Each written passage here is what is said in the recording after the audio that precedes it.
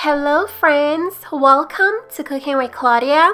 Today we're making easy, delicious banana bread. This is the type of banana bread you make when all you have are some old bananas because all the ingredients are very easy to find in your pantry. Let's get started.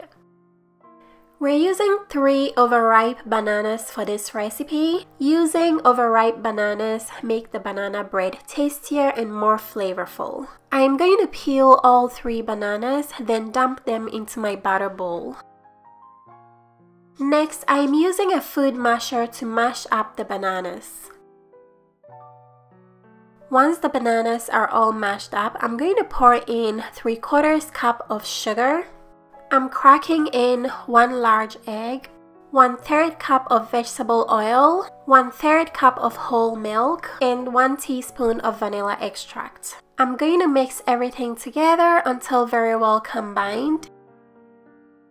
Then I'm going to place a strainer over my batter bowl, then pour in 1 cup of all-purpose flour. I am also adding 3 teaspoons of baking powder.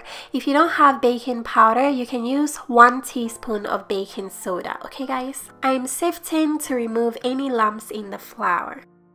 Once the flour is all sifted, I'm going to use a whisk to mix together the dry and wet ingredients. Once everything is mixed together, I'm using a spatula to scrape down the sides and bottom of my bowl just to make sure everything is very well mixed in.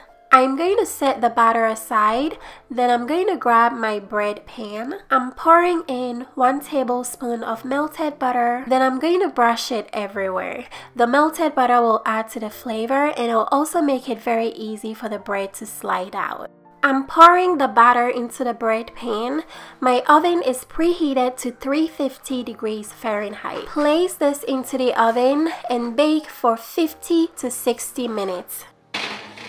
The cooking time depends on the type of pan you're using. I'm using a ceramic pan, so it took 50-60 minutes to bake. If you're using a metal pan, it'll probably take 50 minutes. The only way to make sure this is fully cooked is to stick a toothpick in the middle. If it comes out dry, it means it's fully cooked. Oh, look at this beauty, you guys. Just looking at this, you can tell it's a very soft bread. And that crack on the top just makes it look so appetizing. Make sure your bread sits for 10 to 15 minutes to cool before cutting through. The banana bread came out very soft and decadent. The flavor is so good. I like to enjoy this with some almond butter spread and a cup of coffee. You can also enjoy this with some salted butter spread.